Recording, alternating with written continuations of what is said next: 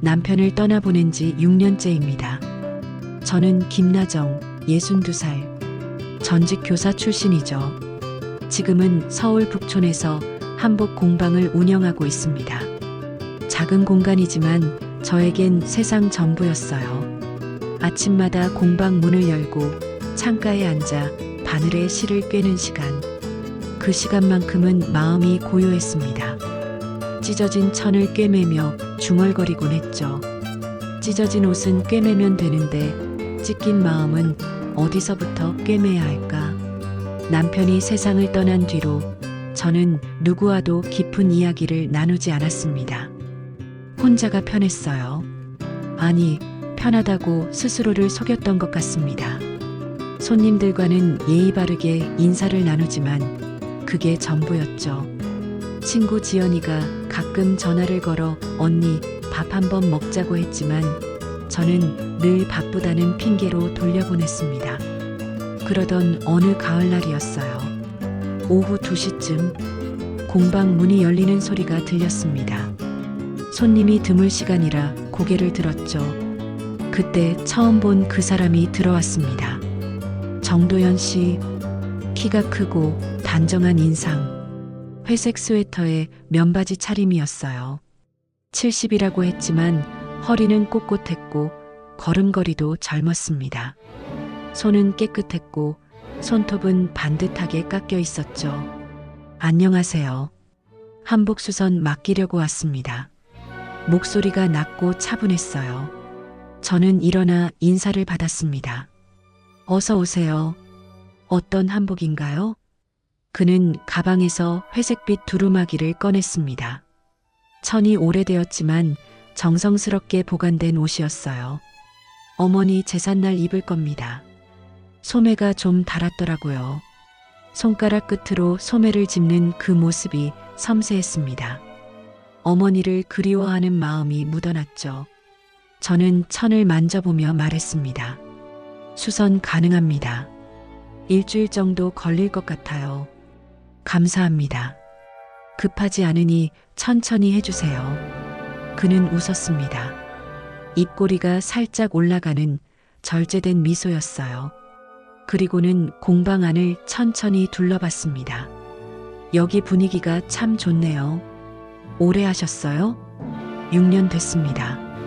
혼자 하시나 봐요. 네. 혼자가 편해서요. 그 말에 정도연 씨는 고개를 끄덕였습니다.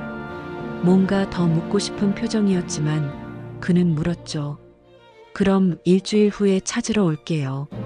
수고하세요. 문이 닫히고 공방은 다시 고요해졌습니다. 하지만 뭔가 달랐어요. 공기가 조금 무거워진 것 같았달까요? 저는 그의 두루마기를 펼쳐놓고 바늘을 들었습니다.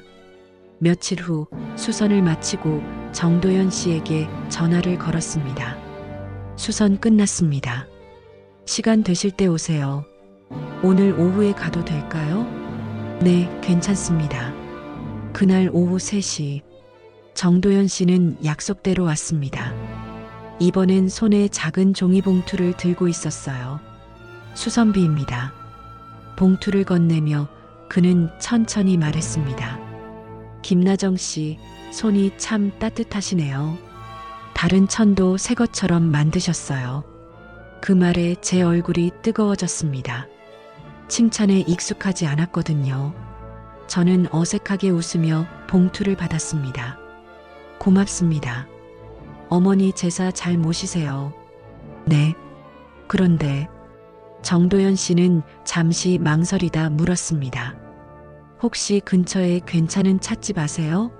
여기 처음 와서 잘 모르겠더라고요.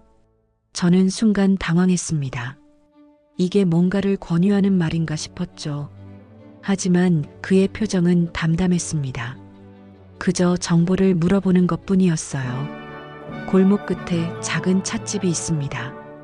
조용하고 괜찮아요. 감사합니다. 그럼 다음에 또 뵐게요. 그는 인사를 하고 나갔습니다. 저는 그의 뒷모습을 보며 생각했습니다. 왜 마음이 이렇게 두근거릴까? 6년 만에 처음 느끼는 감정이었습니다. 낯설었지만 무섭지는 않았어요. 오히려 따뜻했습니다. 그날 밤 저는 창가에 앉아 바늘을 들었습니다. 실을 꿰며 중얼거렸죠. 김나정, 너 지금 뭐 하는 거야? 하지만 입가엔 미소가 번졌습니다. 오랜만에 느껴본 설렘이었습니다. 그리고 일주일 후 정도연 씨는 다시 공방 문을 열었습니다. 김나정 씨, 이번엔 바지를 수선하고 싶어서요. 그렇게 그는 자주 오기 시작했습니다. 정도연 씨는 그 후로도 자주 공방을 찾았습니다. 처음엔 한 달에 한 번, 그 다음엔 2주에 한 번, 어느새 일주일에 두세 번씩 들르게 됐죠. 수선할 옷이 그렇게 많을 리 없었습니다. 저도 알았어요. 하지만 마다하지 않았습니다. 나정 씨, 오늘도 바쁘신가요? 아니요, 괜찮습니다. 그럼 잠깐 차 한잔 하실래요? 근처 찻집에서요. 처음엔 거절하려 했습니다. 하지만 정도연 씨의 눈빛이 진심으로 보였어요. 저는 고개를 끄덕였습니다. 찻집은 조용했습니다. 창가 자리에 앉아 녹차를 시켰죠. 정도연 씨는 천천히 말했습니다. 저도 혼자 삽니다. 아내를 10년 전에 먼저 보냈어요. 그러셨군요. 외롭더라고요. 집이 크면 뭐 하나 싶더라고요. 그의 목소리에 쓸쓸함이 묻어났습니다. 저는 그 감정을 알았어요. 혼자라는 게 얼마나 무거운지 말하지 않아도 느껴졌습니다. 저도 비슷합니다. 6년째 혼자 살고 있어요. 힘드셨겠어요. 익숙해지더라고요. 익숙해지면 괜찮아지는 것 같더라고요. 정도연 씨는 고개를 저었습니다. 익숙함이 괜찮음은 아니잖아요. 그 말이 제 가슴을 찔렀습니다. 맞았어요. 저는 익숙해진 게 아니라 포기한 거였습니다. 누군가와 다시 가까워지는 걸, 상처받는 걸, 외로움을 나누는 걸. 그날 이후 우리는 자주 만났습니다. 공방에서 차를 마시고 근처 공원을 산책했죠. 정도연 씨는 말이 많지 않았지만 듣는 법을 알았습니다. 제가 한복 이야기를 하면 끝까지 들어줬어요. 제가 교사 시절 이야기를 하면 고개를 끄덕이며 웃었죠. 나정 씨는 사람을 편하게 하는 힘이 있어요. 제가요? 네. 옆에 있으면 마음이 따뜻해집니다. 그런 말을 듣는 게 얼마만인지 모르겠습니다. 저는 얼굴이 뜨거워져서 고개를 돌렸어요. 정도연 씨는 경제적으로도 여유가 있었습니다. 중소기업을 운영하다 은퇴했다고 했어요. 연금도 나오고 저축도 넉넉하다고 했죠. 하지만 그는 돈 이야기를 과시하듯 하지 않았습니다. 그저 담담하게 말했어요. 이제 남은 건 시간이에요. 그 시간을 누구와 보내느냐가 중요하더라고요. 어느 날 정도연 씨가 저녁 식사를 제안했습니다. 나정 씨, 오늘 저녁 시간 되세요? 네, 괜찮습니다. 그럼 제가 아는 한정식집이 있는데 거기 가볼까요? 한정식집은 조용하고 품이 있었습니다. 음식이 하나씩 나올 때마다 정도연 씨는 제 앞에 반찬을 먼저 놓아줬어요. 물도 미리 따라주고 냅킨도 챙겨줬습니다. 배려가 몸에 밴 사람이었죠. 식사 중 그가 주머니에서 작은 약통을 꺼냈습니다. 실례합니다. 약 먹을 시간이라서요. 괜찮습니다. 무슨 약이세요? 혈압약이에요. 70인데도 밤에 피곤한 걸 모르겠어요. 그는 웃으며 약을 삼켰습니다. 농담처럼 던진 말이었지만 저는 뭔가 이상했습니다. 밤에 피곤한 걸 모른다는 말. 그 뉘앙스가 묘했어요. 마치 자신의 체력을 자랑하는 것 같았달까요? 하지만 저는 웃으며 넘겼습니다. 건강하신 게 좋은 거죠. 그렇죠. 건강해야 사람답게 사는 거 아니겠어요. 그날 저녁 정도연 씨는 저를 집 앞까지 바래다 줬습니다. 차에서 내리려는데 그가 말했습니다. 나정 씨, 저 솔직히 말해도 될까요? 네. 저 요즘 나정 씨 생각 많이 합니다. 제 심장이 쿵 내려앉았습니다. 예상했지만 막상 들으니 떨렸어요. 나정 씨도 혼자시고 저도 혼자입니다. 나이도 비슷하고요. 남은 인생 서로의 체온으로 버티면 안 될까요? 그의 목소리는 진지했습니다. 눈빛도 흔들림이 없었어요. 저는 입술을 깨물며 생각했습니다. 다시 사랑할 수 있을까? 다시 누군가와 가까워질 수 있을까? 정도연 씨, 저는 아직 준비가 안 된 것 같아요. 천천히 생각해 보세요. 제가 기다릴게요. 그는 조르지 않았습니다. 강요하지도 않았죠. 그저 조용히 기다렸습니다. 그 태도가 저를 더 흔들었어요. 며칠 후 친구 지연에게 전화가 왔습니다. 언니, 요즘 얼굴 좋아 보이던데. 무슨 일 있어? 아니, 별일 없어. 거짓말. 표정이 달라. 남자 생겼지? 저는 웃으며 말했습니다. 생각 중이야. 아직은. 언니, 좋은 사람이면 놓치지 마. 우리 나이에 다시 만나기 쉽지 않아. 지연의 말이 머릿속을 맴돌았습니다. 맞았어요. 62살에 다시 누군가를 만난다는 건 쉬운 일이 아니었습니다. 일주일 후 저는 정도연 씨에게 전화를 걸었습니다. 정도연 씨, 저 생각 정리됐어요. 어떻게 하시기로요? 한번 해보고 싶습니다. 저희. 전화 너머로 그의 숨소리가 들렸습니다. 안도하는 숨소리였어요.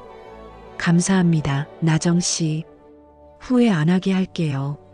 그렇게 우리는 3개월 만에 결혼을 결심했습니다. 빠른 결정이었지만 후회는 없었어요. 아니, 그때는 없다고 믿었습니다. 우리 나이에 뭘 더 기다리겠어요. 남은 시간이 아까웠습니다. 결혼식은 간소하게 치렀습니다. 가족과 친구 몇 명만 불렀죠.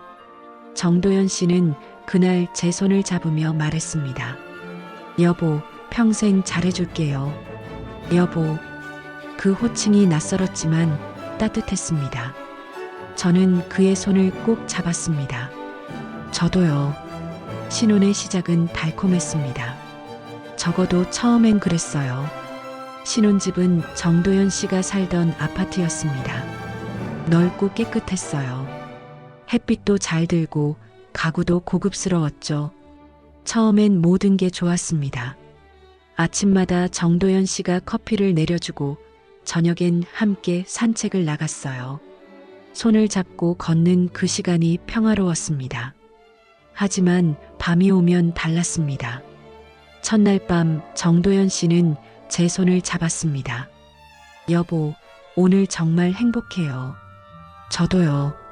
그는 저를 꼭 안았습니다. 따뜻했어요. 오랜만에 느끼는 체온이었죠. 저는 그 품에 안겨 눈을 감았습니다. 하지만 그날 밤은 예상보다 길었습니다. 정도연 씨는 쉬지 않았어요. 제가 힘들다고 하면 잠깐 멈췄다가 다시 시작했습니다. 여보, 금방이에요. 조금만 더요. 그의 목소리는 다급했습니다. 마치 뭔가에 쫓기는 것 같았어요. 저는 참았습니다. 첫날 밤이니까, 서툴 수 있으니까. 하지만 둘째 날도, 셋째 날도 똑같았습니다. 아침엔 상냥했어요. 커피를 내려주고 아침밥도 차려줬죠. 하지만 밤만 되면 변했습니다. 그는 제 몸을 원했어요. 하루에 한 번이 아니라 2번, 3번, 새벽까지 이어질 때도 있었습니다. 여보, 오늘은 좀 쉬어요. 피곤해요. 금방이에요, 여보. 금방 끝나요. 그 말이 점점 공포처럼 느껴졌습니다. 금방이라는 게 30분이 되고 1시간이 됐어요. 제 몸은 점점 무너져 갔습니다. 허리가 아프고 다리가 저렸어요. 잠도 제대로 못 잤죠. 일주일째 되던 날 저는 거울을 봤습니다. 눈 밑에 다크서클이 생겼어요. 얼굴은 헬쑥했고 입술은 바짝 말라 있었죠. 이게 신혼의 모습인가 싶었습니다. 행복해야 할 시간이 왜 이렇게 힘들까? 정도연 씨는 아침마다 말했습니다. 여보, 어젯밤 좋았어요. 우리 궁합이 잘 맞는 것 같아요. 저는 대답할 수 없었습니다. 좋았다고 말할 수 없었어요. 그저 웃으며 고개를 끄덕였죠. 그가 원하는 대답을 주는 게 편했습니다. 그러던 어느 날 친구 지연에게서 문자가 왔습니다. 언니, 어제 새벽 1시에 전화했어? 근데 말은 없고 숨소리만 들리더라. 무슨 일 있어? 저는 깜짝 놀라 휴대폰을 확인했습니다. 통화 기록을 보니 새벽 1시 17분. 지연에게 3분간 통화한 기록이 있었어요. 하지만 저는 전화한 적이 없었습니다. 그때 정도연 씨가 거실에서 들어왔습니다. 여보, 뭐 봐요? 이상한 일이 있어요. 어젯밤에 제 폰으로 지연이한테 전화가 갔더라고요. 정도연 씨는 잠시 멈칫했습니다. 그러더니 웃었어요. 아, 그거요. 제가 실수로 눌렀나 봐요. 여보가요? 네. 어젯밤에 여보 폰 충전하려다가 화면 켜졌는데 실수로 터치한 것 같아요. 그의 설명은 자연스러웠습니다. 하지만 뭔가 이상했어요. 새벽 1시에 제 폰을 만진 이유가 뭘까? 충전은 항상 제가 했는데. 그랬구나. 지연이가 놀랐대요. 미안해요. 제가 조심할게요. 정도연 씨는 웃으며 제 어깨를 두드렸습니다. 그 손길이 무겁게 느껴졌어요. 그날 밤도 정도연 씨는 저를 원했습니다. 여보, 오늘은 진짜 안 돼요. 너무 피곤해요. 조금만요. 여보 보니까 그냥 안 되겠어요. 그는 제 말을 듣지 않았습니다. 저는 눈을 감고 참았어요. 언제까지 이래야 하나? 언제까지 이렇게 살아야 하나? 새벽 2시가 넘어서야 끝났습니다. 정도연 씨는 만족스러운 표정으로 잠들었어요. 저는 침대에 누워 천장을 바라봤습니다. 눈물이 나올 것 같았지만 참았습니다. 다음 날 아침 정도연 씨는 여전히 상냥했습니다. 여보, 오늘 뭐 먹고 싶어요? 아무거나 괜찮아요. 그럼 제가 된장찌개 끓여줄게요. 그는 부엌으로 갔습니다. 저는 소파에 앉아 멍하니 창밖을 바라봤어요. 이게 정상인가? 이게 결혼 생활인가? 그날 저녁 저는 지연에게 전화를 걸었습니다. 지연아, 나 좀 물어볼 게 있어. 왜, 무슨 일인데? 결혼하고 나서 남편이 너무 자주 요구하면 어떻게 해야 해? 지연은 잠시 침묵했습니다. 언니, 얼마나 자주인데? 하루에 2~3번? 뭐, 그게 말이 돼? 언니 나이가 몇인데. 나도 힘들어. 근데 거절하면 자꾸 금방 끝난다고 하고. 지연의 목소리가 낮아졌습니다. 언니, 그건 정상이 아니야. 그건 사랑이 아니라 집착이야. 집착? 그 단어가 제 가슴을 찔렀습니다. 맞았어요. 정도연 씨의 사랑은 너무 무거웠습니다. 저를 배려하는 게 아니라 자기 욕구를 채우는 거였어요. 언니, 한번 진지하게 얘기해봐. 이건 언니 몸이 망가지는 거야. 전화를 끊고 저는 한숨을 쉬었습니다. 하지만 말할 용기가 나지 않았어요. 겨우 결혼한 지 2주밖에 안 됐는데 벌써 문제를 말하는 게 맞나? 그날 밤 정도연 씨가 다가왔습니다. 여보, 오늘도 예쁘네요. 저는 몸을 돌렸습니다. 여보, 오늘은 정말 안 돼요. 제발이요. 그는 잠시 멈췄습니다. 표정이 굳었어요. 여보, 저한테 거부감 있어요? 아니에요. 그냥 너무 피곤해서요. 그럼 쉬면서 해요. 제가 다 할게요. 결국 그날 밤도 똑같았습니다. 저는 눈물을 삼키며 참았어요. 이게 사랑인가? 이게 부부인가? 신혼의 달콤함은 이미 사라졌습니다. 남은 건 불편한 반복뿐이었어요. 결혼한 지 한 달이 지났습니다. 몸은 점점 무너져 갔어요. 아침마다 온몸이 쑤셨고 계단을 오를 때마다 숨이 찼습니다. 거울을 볼 때마다 낯선 얼굴이 보였죠.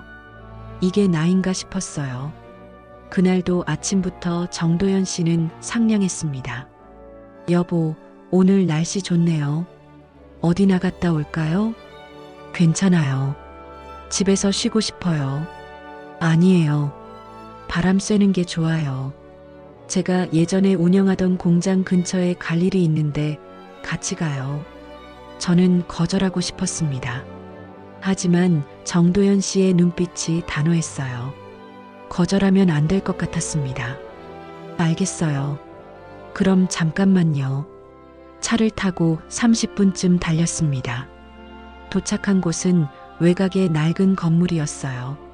간판도 떨어져 있고 주차장엔 잡초가 자라 있었죠. 여보, 여기가 어디예요? 제가 예전에 운영하던 공장이에요. 지금은 안 쓰지만 가끔 들러서 정리해요. 정도연 씨는 차에서 내렸습니다.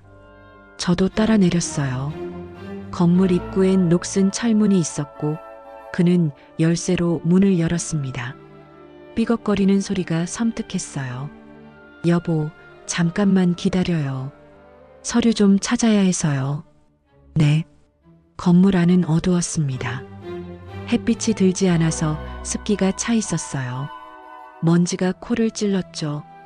정도연 씨는 지하로 내려가는 계단을 가리켰습니다. 지하 창고에 있어요. 같이 내려가요. 저는 주저했습니다. 왜 저까지 내려가야 하나? 하지만 그는 제 손을 잡았어요. 여보, 혼자 있으면 무섭잖아요. 같이 가요. 어쩔 수 없이 따라 내려갔습니다. 계단은 가파랐고 난간은 녹슬어 있었어요. 한 걸음씩 내려갈 때마다 심장이 빨리 뛰었습니다. 지하 창고는 더 어두웠습니다. 천장엔 형광등 하나가 깜빡이고 있었어요. 벽엔 낡은 선반들이 있었고 먼지 쌓인 상자들이 쌓여 있었죠. 정도연 씨는 구석으로 걸어갔습니다. 여기 어디 있더라? 저는 주변을 둘러봤습니다. 그때 벽에 붙은 액자 하나가 눈에 들어왔어요. 먼지가 두껍게 쌓여 있었지만 그 안에 사진이 있었습니다. 젊은 여자의 얼굴이었어요. 긴 생머리, 환하게 웃는 표정. 30대쯤 돼 보이는 여자였습니다. 왜 이런 곳에 사진이 있을까? 저는 다가가서 액자를 들여다봤어요. 여보, 이 사람은 누구예요? 정도연 씨가 돌아봤습니다. 잠시 멈칫하더니 다가왔어요. 옛날 직원이에요. 직원이요? 왜 사진이 여기 있어요? 오래전에 붙여놓고 그냥 뒀어요. 별 의미 없어요. 그는 액자를 벽에서 떼어냈습니다. 손끝이 자연스러웠어요. 너무 자연스러워서 오히려 소름이 돋았습니다. 마치 익숙한 동작 같았어요. 그냥 버릴게요. 쓸데없는 거니까. 정도연 씨는 액자를 구석에 던졌습니다. 액자가 바닥에 떨어지며 유리가 깨졌어요. 저는 그 소리에 깜짝 놀랐습니다. 괜찮아요, 여보. 신경 쓸 거 없어요. 그는 웃었습니다. 하지만 그 웃음이 이상했어요. 왜 서둘러 치우는 걸까? 왜 별 의미 없다고 하면서도 표정이 굳어 있을까? 여보, 찾는 거 다 찾았어요? 네, 다 찾았어요. 정도연 씨는 제게 다가왔습니다. 그리고 갑자기 제 손을 잡았어요. 여보, 여기 조용하니까 좋네요. 네, 아무도 방해 안 하잖아요. 그의 눈빛이 변했습니다. 아침의 상냥함은 사라지고 뜨거운 무언가가 타오르고 있었어요. 저는 본능적으로 뒤로 물러났습니다. 여보, 여기서는 안 돼요. 괜찮아요. 아무도 안 와요. 그는 저를 벽으로 밀었습니다. 등이 차가운 벽에 닿았어요. 저는 벽을 짚으며 숨을 삼켰습니다. 심장이 터질 것 같았어요. 여보, 제발이요. 여기서는 정말 안 돼요. 여보가 너무 예뻐서 그래요. 참을 수가 없어요. 그의 목소리는 거칠었습니다. 저는 그의 가슴을 밀었어요. 하지만 힘이 너무 약했습니다. 그는 꿈쩍도 하지 않았죠. 여보, 그만해요. 나중에 집에서 해요. 지금이 좋아요. 여보, 금방이에요. 결국 저는 저항할 수 없었습니다. 그 지하 창고에서 먼지와 습기 속에서 저는 그의 요구를 견뎌야 했어요. 눈물이 났지만 소리는 내지 않았습니다. 깨진 유리 조각이 바닥에 흩어져 있었고 그 위로 희미한 형광등 빛이 깜빡였습니다. 얼마나 시간이 지났을까요? 끝나고 나서 정도연 씨는 웃으며 말했습니다. 여보, 여기서 하니까 더 좋네요. 다음에 또 올까요? 저는 대답할 수 없었습니다. 그저 고개를 돌렸어요. 벽에 기댄 채 숨을 고르며 생각했습니다. 이 사람이 누구지? 제가 결혼한 사람은 이런 사람이었나? 처음 만났을 때의 그 상냥함은 어디로 간 걸까? 차를 타고 돌아오는 길, 정도연 씨는 여전히 밝았습니다. 여보, 오늘 날씨 좋았죠? 드라이브 겸 다녀와서 좋았어요. 저는 창밖만 바라봤습니다. 지나가는 풍경이 흐릿하게 보였어요. 눈물이 차올라서였습니다. 집에 도착해서 샤워를 했습니다. 뜨거운 물을 온몸에 끼얹으며 울었어요. 소리 없이 조용히, 물소리에 묻혀 아무도 모르게. 거울에 비친 제 얼굴은 창백했습니다. 눈은 충혈되어 있었고 입술은 바짝 말라 있었어요. 이게 신혼의 얼굴인가? 이게 행복한 사람의 얼굴인가? 그날 밤 정도연 씨는 또 저를 원했습니다. 여보, 오늘 너무 좋았어요. 한 번 더 할까요? 저는 이불을 끌어안았습니다. 더 이상 참을 수 없었어요. 하지만 거절할 용기도 없었습니다. 그저 눈을 감고 견뎠어요. 새벽 3시가 되어서야 잠들 수 있었습니다. 꿈속에서도 지하 창고의 형광등이 깜빡였어요. 깨진 액자 속 여자의 얼굴이 계속 떠올랐습니다. 그 여자는 정말 직원이었을까? 아니면 다른 누군가였을까? 왜 그 사진을 그렇게 서둘러 치웠을까? 의문은 계속 커져갔지만 저는 물을 수 없었습니다. 물으면 안 될 것 같았어요. 알고 싶지 않았습니다. 진실이 두려웠으니까요. 지하 창고 이후 모든 게 달라졌습니다. 정도연 씨의 요구는 더 잦아졌어요. 하루에 2-3번이 아니라 4번, 5번. 시간과 장소를 가리지 않았습니다. 아침 식사를 준비하는 중에도, 설거지를 하는 중에도 그는 뒤에서 다가왔어요. 여보, 잠깐만요. 그 말이 공포의 신호가 됐습니다. 저는 온몸이 굳었어요. 또 시작이구나. 또 견뎌야 하는구나. 여보, 지금은 안 돼요. 밥하는 중이에요. 금방이에요. 불 좀 끄고요. 결국 불을 껐습니다. 부엌 싱크대에 기댄 채 저는 눈을 감았어요. 뒤에서 들리는 그의 거친 숨소리, 차가운 싱크대의 감촉, 창밖으로 들리는 새소리, 모든 게 비현실적이었습니다. 청소를 하던 중에도 똑같았습니다. 진공 청소기를 들고 거실을 청소하는데 정도연 씨가 다가왔어요. 여보, 오늘 참 예쁘네요. 여보, 청소 끝나고요. 아니요. 지금이요. 청소하는 모습이 너무 예뻐서요.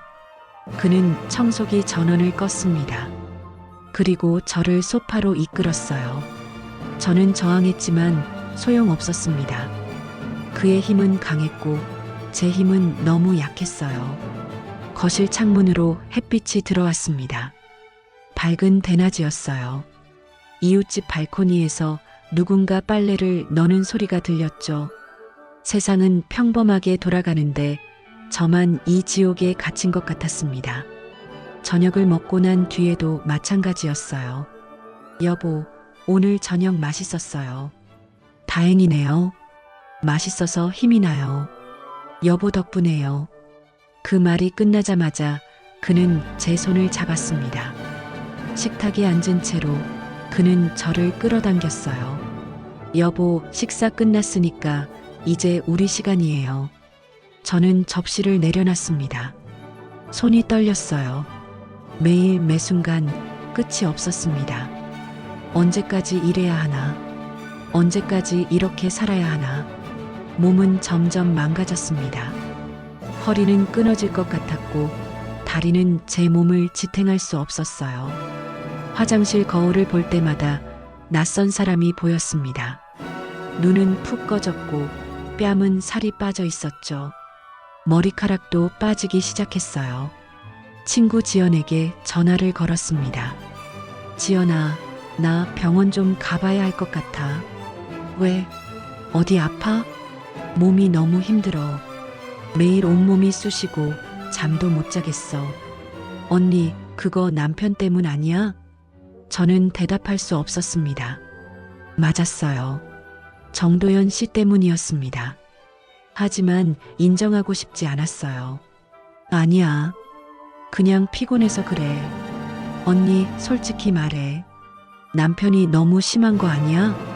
심하진 않아. 그냥 자주 그래. 얼마나 자주인데?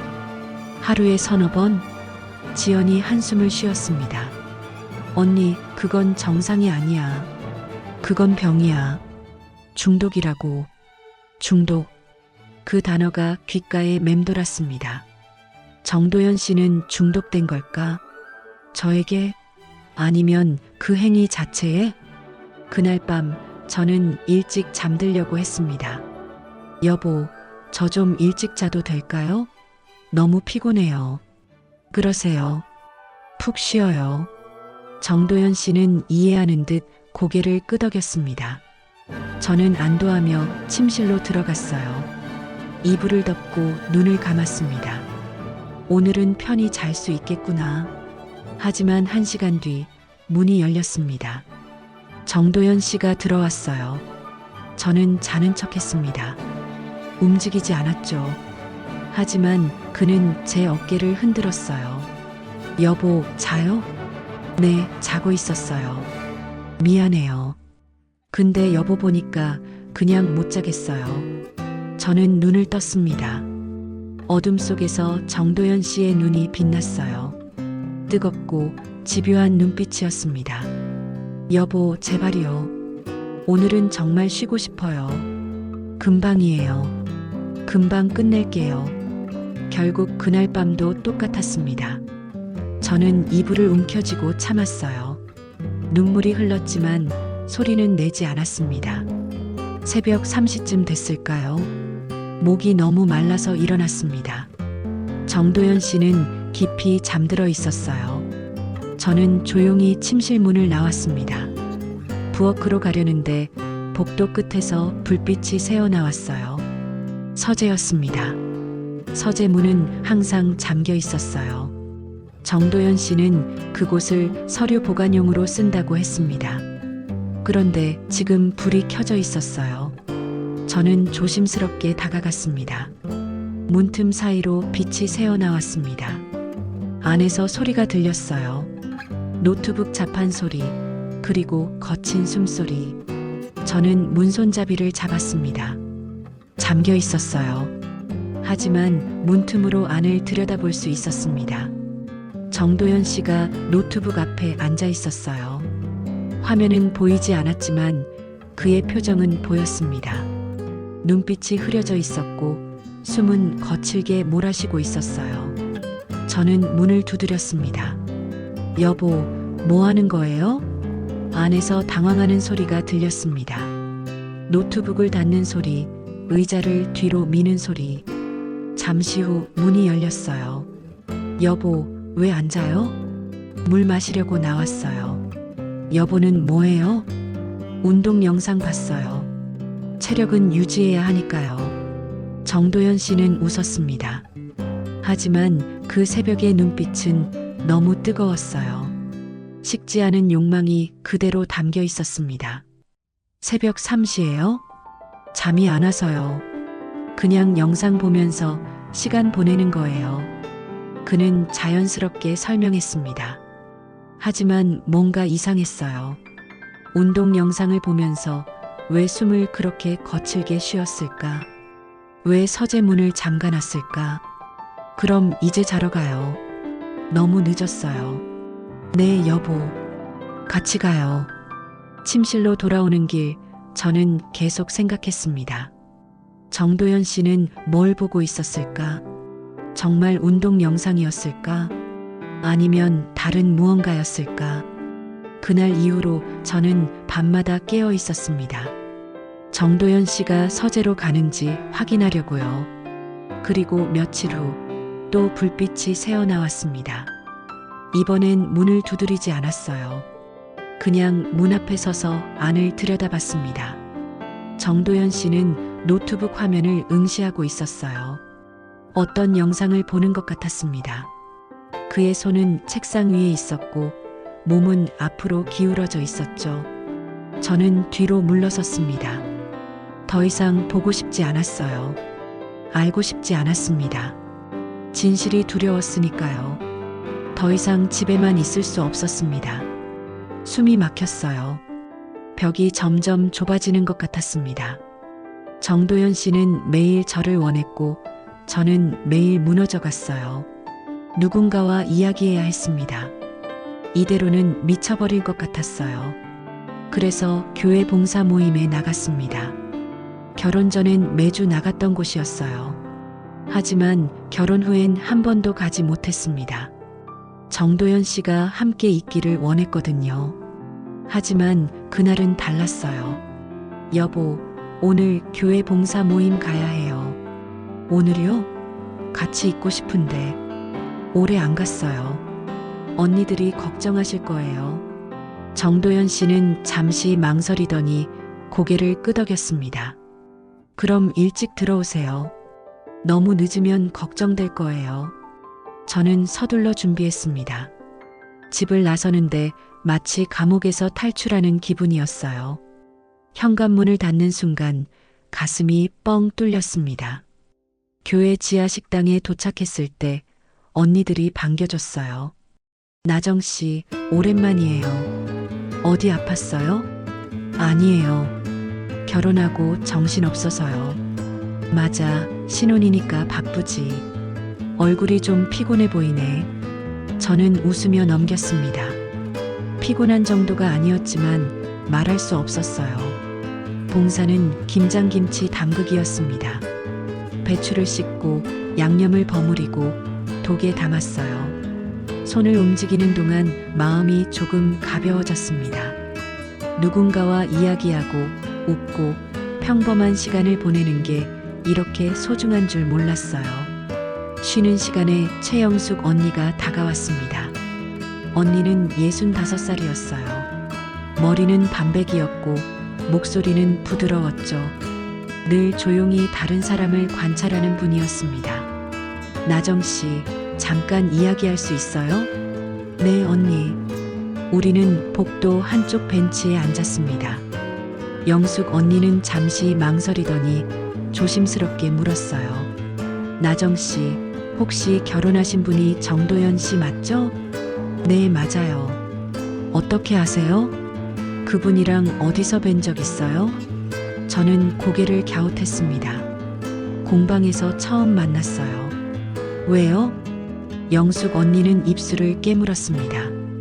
뭔가 말하기 어려운 표정이었어요. 실은 말이에요. 그분이 전에 저한테도 연락하셨어요. 네, 한 2년 전쯤이었어요. 교회 친목 모임에서 명함을 나눴는데 그 후로 연락이 왔더라고요. 제 심장이 쿵 내려앉았습니다. 무슨 연락이요? 처음엔 교회 이야기를 하더니 나중엔 식사 한번 하자고 했어요. 저도 혼자였거든요. 남편을 일찍 보냈어요. 영숙 언니의 목소리가 떨렸습니다. 몇 번 만났어요. 그분이 참 예의 바르고 좋은 분 같았거든요.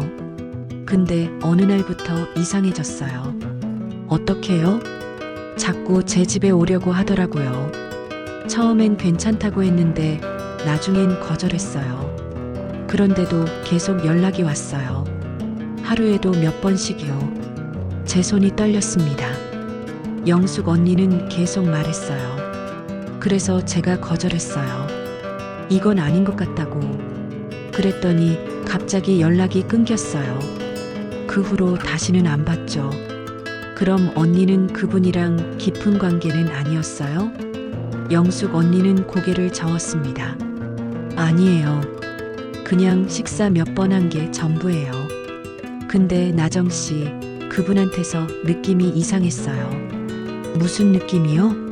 뭔가에 굶주린 느낌이었어요. 사랑이 아니라 소유욕 같은 거요. 소유욕. 그 단어가 제 가슴을 찔렀습니다. 그런데 나정 씨, 그분이랑 결혼하셨다고 들어서 놀랐어요. 혹시 괜찮으세요? 저는 대답할 수 없었습니다. 괜찮지 않았어요. 전혀 괜찮지 않았습니다. 언니, 그분이 다른 여자들한테도 연락했을까요? 영숙 언니는 한숨을 쉬었습니다. 모르겠어요. 근데 저만 그랬을 것 같진 않아요. 그때 그분 휴대폰을 잠깐 본 적이 있는데 저장된 이름이 되게 많더라고요. 다 여자 이름이었어요. 제 머릿속이 하얘졌습니다. 정도연 씨는 저만 만난 게 아니었어요. 다른 여자들도 만났던 거죠. 그리고 영숙 언니처럼 거절당하면 다른 사람을 찾았던 겁니다. 나정 씨, 혹시 힘드시면 언제든 연락하세요. 제가 도와드릴게요. 고맙습니다, 언니. 하지만 저는 연락할 수 없을 것 같았어요. 이 사실을 어떻게 설명하죠? 제가 속은 겁니다. 완전히 속았어요. 봉사 모임이 끝나고 집으로 돌아왔습니다. 현관문을 열자 정도연 씨가 소파에 앉아 있었어요. 여보, 왜 이렇게 늦었어요? 걱정했잖아요. 봉사하고 언니들이랑 이야기하다 보니 늦었어요. 다음부턴 미리 전화해요. 연락 없으니까 불안했어요. 그의 목소리는 부드러웠지만 저는 소름이 돋았습니다. 불안했다고요? 제가 어디 있는지 확인하고 싶었던 거겠죠. 알겠어요. 저는 서둘러 공방으로 갔습니다. 바늘과 천을 꺼내 앉았어요. 손을 움직여야 했습니다. 그래야 미치지 않을 것 같았어요. 하지만 바늘을 잡은 손이 덜덜 떨렸습니다. 실을 깨려고 했는데 바늘기가 보이지 않았어요. 눈물이 차올랐습니다. 저는 바늘을 내려놓고 얼굴을 감쌌어요. 이 사람은 사랑이 아니라 중독이었어. 중얼거린 말이 공방에 울렸습니다. 정도연 씨는 저를 사랑한 게 아니었어요. 저는 그저 그의 욕구를 채워줄 대상이었습니다. 영숙 언니가 거절했듯이 아마 다른 여자들도 거절했겠죠. 그래서 저를 찾았던 겁니다. 62살의 외로운 거절하지 못할 여자를요. 지하 창고의 사진 속 여자도 떠올랐습니다. 그 여자는 누구였을까? 전부인? 아니면 정도연 씨가 집착했던 또 다른 누군가? 머릿속이 복잡했습니다. 하지만 한 가지는 확실했어요. 이 결혼은 잘못됐습니다. 완전히 잘못됐어요. 그날 밤 정도연 씨는 또 다가왔습니다. 여보, 오늘 하루 종일 보고 싶었어요. 저는 이불을 끌어안았습니다. 여보, 오늘은 정말 안 돼요. 너무 피곤해요. 금방이에요. 여보 얼굴만 봐도 참을 수가 없어요. 그는 제 말을 듣지 않았습니다. 늘 그랬듯이요. 저는 눈을 감고 견뎠어요. 하지만 이번엔 달랐습니다. 저는 결심했어요. 이대로는 안 됩니다. 뭔가를 해야 했습니다. 이 결혼을 끝내야 했어요. 새벽 4시 정도연 씨가 잠든 후 저는 일어났습니다. 공방으로 가서 노트를 꺼냈어요. 그리고 적기 시작했습니다. 이혼 사유, 참을 수 없는 이유들, 하나하나 적어 내려갔습니다. 눈물이 종이에 떨어졌지만 멈추지 않았어요. 끝까지 써야 했습니다. 제 인생을 되찾기 위해서요. 이혼 사유를 적은 후 며칠이 지났습니다. 저는 계속 고민했어요. 어떻게 말을 꺼내야 할까? 어떻게 끝내야 할까? 정도연 씨는 여전히 상냥했습니다. 아침마다 커피를 내려주고 저녁엔 함께 산책을 나가자고 했어요. 하지만 밤만 되면 변했죠. 그 패턴은 변하지 않았습니다. 어느 토요일 오후였어요.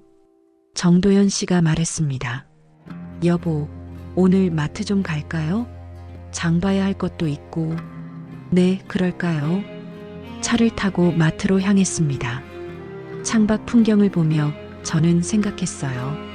이 차 안에서 얼마나 더 함께 있어야 할까? 언제까지 이 사람 옆에 앉아 있어야 할까? 마트 주차장에 차를 세웠습니다. 문을 열려는데 발밑에서 뭔가 굴러 떨어졌어요. 립스틱이었습니다. 작고 얇은 립스틱, 금색 케이스에 빨간 뚜껑이 달린. 저는 그걸 집어들었어요. 케이스를 열어보니 붉은색이었습니다. 진한 붉은색. 제가 쓰는 색이 아니었어요. 여보, 이게 뭐예요? 정도연 씨가 돌아봤습니다. 얼굴이 굳었어요. 뭐가요? 이 립스틱이요. 제 거 아닌데. 아, 그거요. 누가 차에서 떨어뜨렸나 봐요. 누구요? 모르겠어요. 지난번에 친구 태워준 적 있는데 그때 떨어진 건가. 그의 설명은 자연스러웠습니다. 하지만 저는 알았어요. 이 립스틱 색을 봤습니다. 영숙 언니가 즐겨 바르던 색이었어요. 여보, 혹시 최영숙 언니 아세요? 정도연 씨의 표정이 미세하게 흔들렸습니다. 누구요? 교회 봉사 모임에 계신 분이요. 65살에 혼자 사시는 분. 모르는데요. 왜요? 이 립스틱 색이 그 언니가 쓰시던 색이거든요. 정도연 씨는 웃었습니다. 하지만 그 웃음이 어색했어요. 여보, 립스틱 색이 다 비슷하잖아요. 너무 예민한 거 아니에요? 예민하다고요. 제가 예민한 게 아니었습니다. 모든 게 이어졌어요. 영숙 언니가 말했던 것들, 지하 창고의 사진, 새벽 전화, 잠긴 서재, 그리고 이 립스틱. 여보, 영숙 언니가 저한테 말했어요. 2년 전에 여보가 연락했었다고. 정도연 씨는 침묵했습니다. 얼굴이 창백해졌어요. 그게 무슨 소리예요? 여보는 저만 만난 게 아니었죠. 영숙 언니도 만났고 아마 다른 여자들도 만났을 거예요. 그러다 거절당하면 다른 사람을 찾았겠죠. 그게 저였고요. 여보, 오해예요. 저는 오해가 아니에요. 이제 다 알아요. 저는 립스틱을 대시보드 위에 올려놨습니다. 그리고 차에서 내렸어요. 마트에 갈 기분이 아니었습니다. 집으로 돌아가고 싶었어요.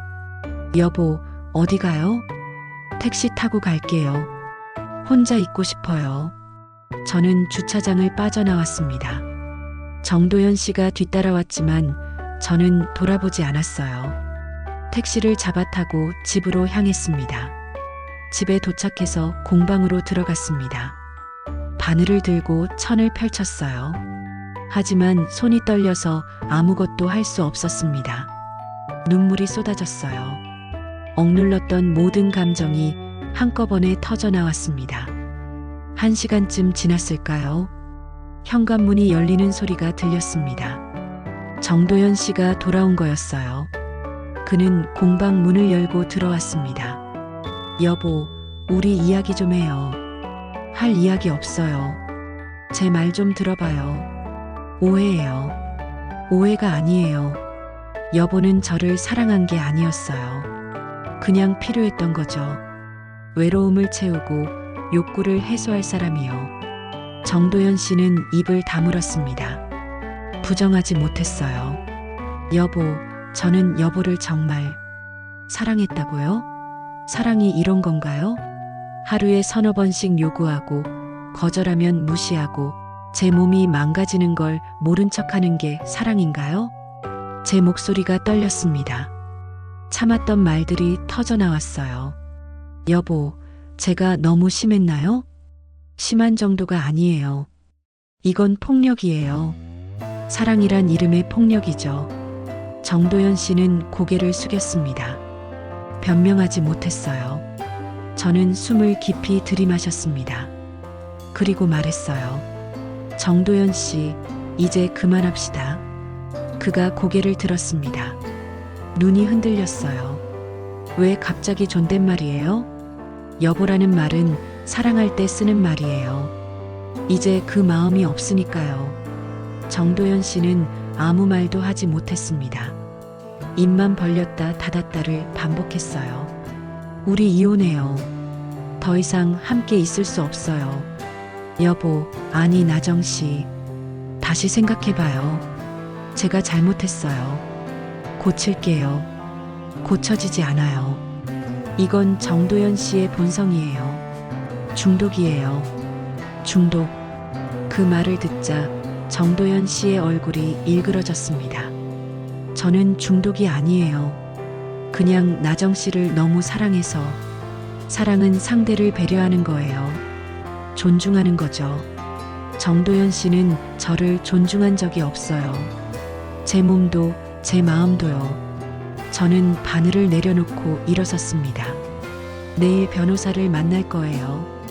이혼 서류 준비할게요. 나정 씨, 제발이요. 한 번만 더 기회를 주세요. 기회는 이미 많았어요. 매일 밤 제가 거절할 때마다 정도연 씨는 무시했잖아요. 그게 몇 번이었는지 아세요? 정도연 씨는 대답하지 못했습니다. 저는 그를 지나쳐 침실로 갔어요. 옷을 몇 벌 챙겨서 가방에 넣었습니다. 뭐 하는 거예요? 당분간 다른 데서 지낼 거예요. 친구 집에 가 있을게요. 나정 씨, 이러지 마요. 저는 가방을 들고 현관으로 향했습니다. 정도연 씨가 제 팔을 잡았어요. 놓으세요. 나정 씨, 제발이요. 놓으세요. 안 그러면 경찰 부를 거예요. 그 말에 정도연 씨는 손을 놓았습니다. 저는 문을 열고 나갔어요. 뒤돌아보지 않았습니다. 계단을 내려가며 눈물이 흘렀습니다. 슬픔이 아니었어요. 해방감이었습니다. 드디어 벗어났습니다. 그 무거운 짐에서요. 친구 지연에게 전화를 걸었습니다. 지연아, 나 지금 갈게. 며칠만 있어도 될까? 언니, 무슨 일이야? 목소리가 왜 그래? 이혼하기로 했어. 전화 너머로 지연의 한숨이 들렸습니다. 잘했어, 언니. 이리 와. 내가 다 준비해 놓을게. 택시를 타고 지연의 집으로 향했습니다. 창밖으로 도시의 불빛이 스쳐 지나갔어요. 그 불빛들이 따뜻하게 느껴졌습니다. 저는 혼자 중얼거렸습니다. 김나정, 수고했어. 이제 다시 시작이야. 결혼 생활 2달. 짧았지만 긴 시간이었습니다. 하지만 이제 끝났어요. 제 인생을 다시 꿰맬 시간이었습니다. 이혼 절차는 생각보다 빨리 진행됐습니다. 정도연 씨는 끝까지 붙잡으려 했어요. 매일 전화가 왔고 문자가 왔습니다. 하지만 저는 받지 않았어요. 변호사를 통해서만 연락했죠. 재산 분할도 간단했습니다. 저는 아무것도 원하지 않았어요. 그냥 자유가 필요했습니다. 석 달 만에 이혼이 확정됐습니다. 법원에서 나오는 길, 햇빛이 눈부셨어요. 가을이었습니다. 바람이 살랑 불었고 낙엽이 길에 흩어져 있었죠. 저는 그 길을 천천히 걸었습니다. 처음으로 제 발걸음이 가볍게 느껴졌어요. 지연이 옆에서 말했습니다. 언니, 이제 끝났어. 새로 시작하는 거야. 응, 이제 시작이야. 저는 웃었습니다. 오랜만에 진심으로 웃은 것 같았어요. 공방으로 돌아왔습니다. 6개월 만이었어요. 문을 열자 먼지 냄새가 났습니다. 창문을 열었죠. 바람이 들어와 먼지를 날렸어요. 저는 천천히 공방을 둘러봤습니다. 재봉틀, 바늘, 천뭉치들, 모든 게 그대로였습니다. 시간이 멈춘 것 같았어요. 하지만 저는 변했습니다. 6개월 전에 제가 아니었죠. 며칠 동안 공방을 정리했습니다. 먼지를 털고 천을 다시 정돈하고 재봉틀을 손질했어요. 손을 움직이는 게 좋았습니다. 마음이 차분해졌죠. 일주일 후 저는 결심했습니다. 간판을 바꾸기로요. 예전 간판은 나정한복 공방이었어요. 평범했습니다. 이제는 다른 이름이 필요했어요. 제 이야기를 담은 이름, 마음수선실 김나정. 새 간판을 주문했습니다. 목공의 장인에게 부탁해서 따뜻한 느낌의 나무 간판을 만들었어요. 붓글씨로 쓴 이름이 새겨졌습니다. 간판이 완성되던 날 저는 직접 달았어요. 사다리에 올라가 간판을 거는데 손이 떨렸습니다. 설렘이었어요. 두려움이 아니라 기대였죠. 간판을 다 달고 내려와서 바라봤습니다. 마음수선실 김나정. 햇빛에 반짝이는 간판을 보며 눈물이 났습니다. 이제 저는 옷만 수선하는 게 아니었어요. 마음도 수선하는 곳. 찢어진 마음을 꿰매는 곳. 제 오픈 날 친구들이 찾아왔습니다. 지연, 영숙 언니, 교회 봉사 모임 언니들. 모두 꽃다발을 들고 왔어요. 언니 축하해. 정말 멋진 이름이야. 나정씨, 새 출발 응원할게요. 저는 그들을 맞으며 웃었습니다. 진심으로 고마웠어요. 이들이 없었다면 견디지 못했을 겁니다. 차를 내오고 과자를 나눠 먹으며 이야기했습니다. 옛날 이야기도 앞으로의 계획도요. 웃음소리가 공방에 가득했어요. 손님들도 하나둘 찾아왔습니다. 예전 단골들이었어요. 모두 반가워했습니다. 사장님, 오랜만이에요. 어디 가셨어요? 잠깐 쉬었어요. 이제 다시 시작합니다. 저는 간단하게 대답했습니다. 자세한 이야기는 하지 않았어요. 그럴 필요가 없었습니다. 어느 날 오후 젊은 여자가 찾아왔습니다. 30대쯤 돼 보이는 여자였어요. 손에 찢어진 한복을 들고 있었습니다.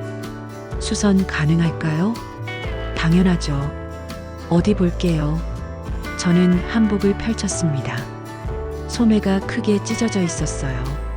하지만 고칠 수 있었습니다. 일주일이면 됩니다.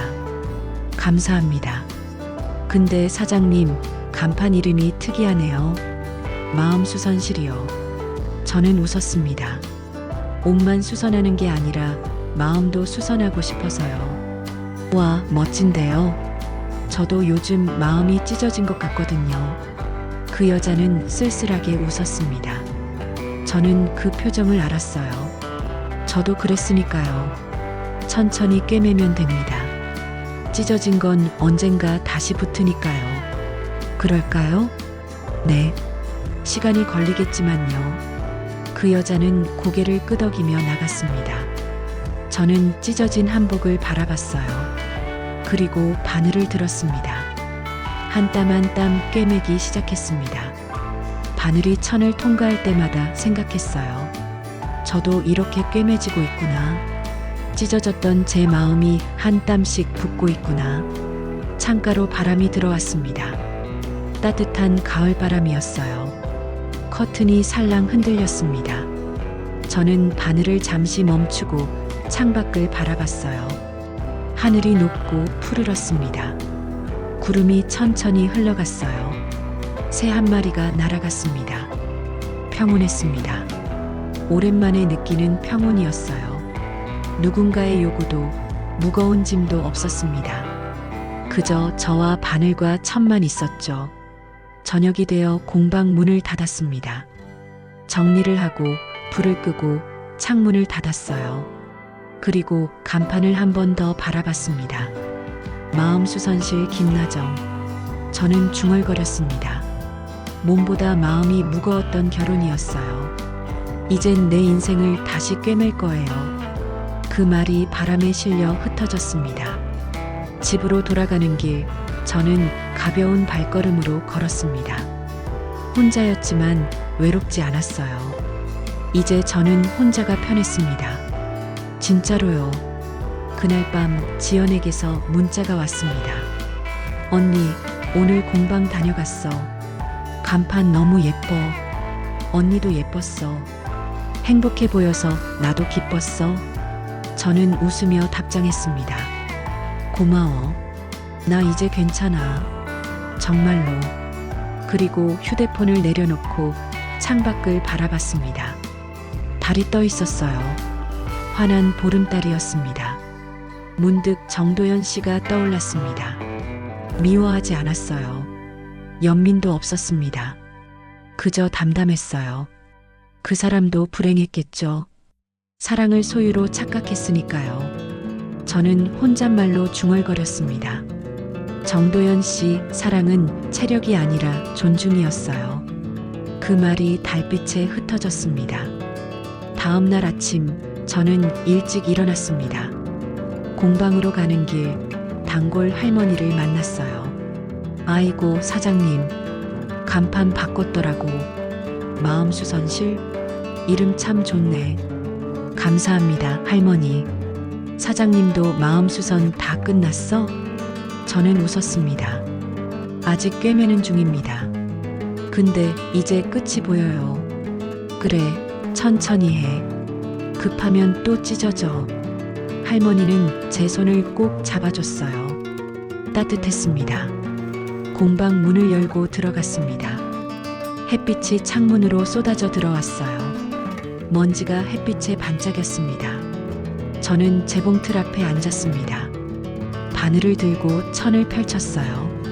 오늘도 누군가의 찢어진 옷을 꿰맬 것입니다. 그리고 제 마음도 한 땀 더 꿰맬 거예요. 바늘이 천을 통과했습니다. 한 땀, 또 한 땀. 저는 웃으며 중얼거렸습니다. 김나정, 잘하고 있어. 천천히 한 땀씩. 창밖으로 바람이 불었습니다. 간판이 살랑 흔들렸어요. 마음수선실 김나정. 그 이름이 햇빛에 반짝였습니다. 저는 계속 바늘을 움직였습니다. 오늘도 내일도 모레도 찢어진 것들을 꿰매며 살아갈 것입니다. 그렇게 제 인생을 다시 수선하며요. 그리고 언젠가는 완전히 회복되겠죠. 흉터는 남겠지만 그것도 제 이야기의 일부니까요. 이제 저는 두렵지 않습니다. 혼자여도 괜찮습니다. 저는 충분히 강하니까요. 바늘이 천을 꿰맸습니다. 마지막 한 땀을 마치고 저는 실을 끊었어요. 완성됐습니다. 또 하나의 수선이요. 저는 창밖을 바라보며 미소 지었습니다. 이제 시작이야. 새로운 하루가 밝았습니다.